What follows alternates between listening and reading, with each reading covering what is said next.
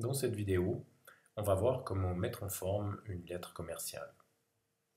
Pour commencer ici, on va partir du document au kilomètre, c'est-à-dire taper sans mise en forme, avec uniquement les caractères habituels, des espaces, des retours à la ligne. Je fais apparaître les retours à ligne en utilisant le bouton ici, ce qui me montre où sont les différentes fins de paragraphe. La première règle qu'on va appliquer, c'est pour l'espacement vertical de la lettre. C'est la règle des 5, 4, 3, 2. 5 espaces entre l'adresse de l'expéditeur et la suite. 4 espaces entre l'adresse du destinataire et l'objet. 1, 2, 3, 4. On compte toujours en fait l'espace qui termine la ligne précédente. 3 espaces entre l'objet et la formule de politesse, et 2 espaces entre cette formule de politesse et le corps de la lettre. Ensuite, je peux descendre un peu la signature. Si je veux la faire figurer sous forme dactylographiée, je peux, sinon je fais qu'une signature manuscrite sur le document imprimé. Les annexes, la mention des annexes descend jusqu'à la fin de la page.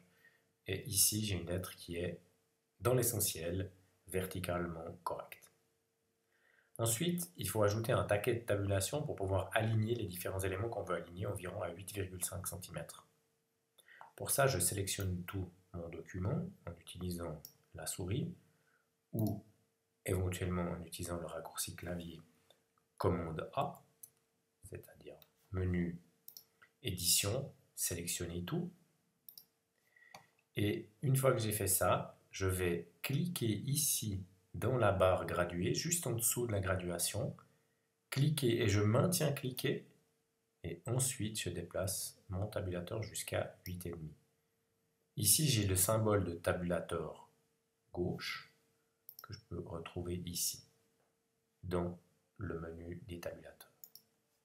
Maintenant que j'ai appliqué ce tabulateur à tout mon document parce que j'ai pris soin de sélectionner toutes les lignes au préalable, je peux appliquer la tabulation à l'aide de la touche tabulation chaque fois que c'est nécessaire, à savoir devant la date, devant toutes les lignes de l'adresse du destinataire et devant le nom qui va accompagner la signature.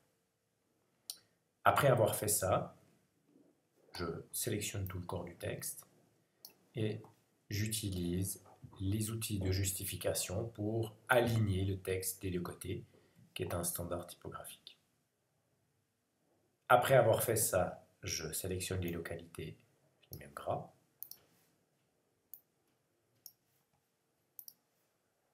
L'objet en gras. Et le mot annexe en gras pour signaler les éventuelles annexes à la lettre.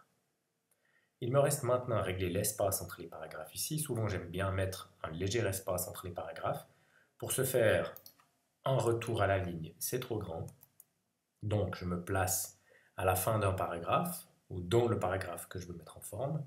Je vais chercher dans le menu format le format qui s'applique au paragraphe avec option, donc commande Alt M. Et ça me donne ce menu. Je peux régler l'espace après le paragraphe, 6 points. Je peux faire de même ici, format paragraphe, espace après, 6 points. Comme j'ai que 2 espaces interparagraphes, vu qu'il y a 3 paragraphes, je peux laisser les choses comme ça. J'enregistre. Et puis je vérifie en zoomant que ma lettre est à peu près correcte. Je vois qu'ici il y a une faute à cause de l'espace interparagraphe. L'annexe est passée à la page suivante. Je rétablis en supprimant un des retours à la ligne. Voilà, une lettre commerciale qui tient à peu près la route.